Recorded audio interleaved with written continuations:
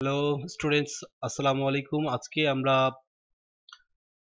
Office 2007 এ গত টিউটোরিয়ালে যেটা আমরা 2003 তে করছি যে কাজগুলো, যেমন ফাইল ক্লোজ, এগুলো 2007 এ কিভাবে করতে হয় সেই বিষয়গুলো শিখবো। ঠিক আছে? তো অফিস 2007 এ আমরা ফাইল ক্লোজটা কিভাবে করতে পারি সেই জিনিসটা দেখি। তো অফিস বাটন ক্লিক করব, ক্লোজ, ইয়েস নো আসলে নো করব। ঠিক আছে না? তো আমরা অফিস 2007 এ প্রবেশ করি।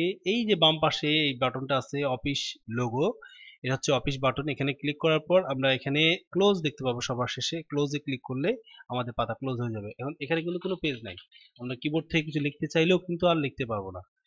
তো অফিস 2007 এ এখন ফাইল ক্লোজ কিভাবে হলো সেটা হলো, কিন্তু নিউ ফাইল নেওয়ার নিয়ম কিভাবে হয় অফিস 2007 এ সে বিষয়টা আমরা করব।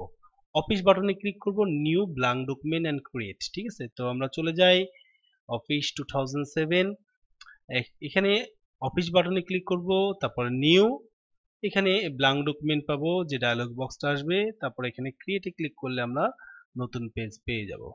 কিবোর্ড কমান্ড গুলো কিন্তু same, control W keyboard command, control N নতুন পেজ, এগুলো কিন্তু ডিরেক্ট কিবোর্ড কমান্ড গুলো কিন্তু যে কোনো ভার্সনের ক্ষেত্রেই সেম।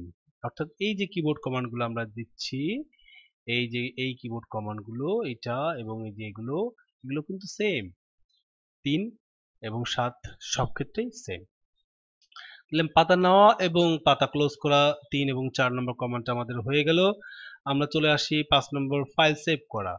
ফাইল সেভ করার জন্য অফিস 2007 এ যেটা বলছে যে অফিস বাটনে ক্লিক করতে বলছে, সেভে, তারপরে ফাইল নেম, তারপর সেভ করতে বলছে।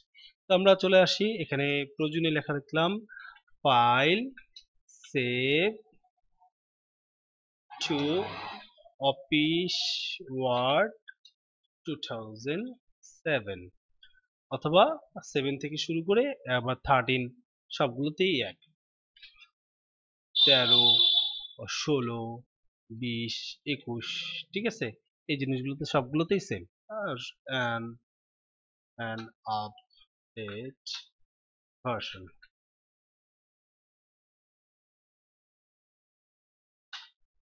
ঠিক আছে?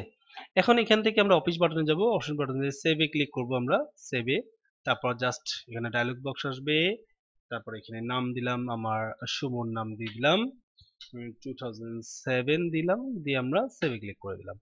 এখানে এই উপরে দেখতে পাচ্ছি, উপরে মাঝখানে অফিস সুমন 2007 দিয়ে সেভ করা আছে।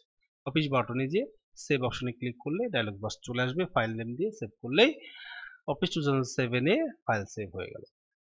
এখন কন্ট্রোল ডাব্লিউ দিয়ে ক্লোজ করে দিই, কিবোর্ডে কমান্ড গুলো সেম। এখন বইয়ে যে বিষয়টা আছে, ফাইল সেভ করার পরে ফাইল ওপেন, ফাইল ওপেনটা অফিস 2007 আছে, office button open, file name open.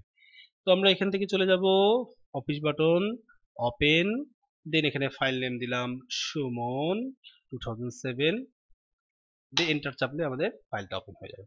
এটা কিবোর্ড কমান্ডটা কিন্তু control O same, select and open. তাহলে অফিস 2007 এ কিভাবে ফাইল ওপেন করতে হয় সেই বিষয়টা আমরা শিখে ফেললাম। এখন ফাইল ওপেনের পরে কি আছে, file save as, file save as.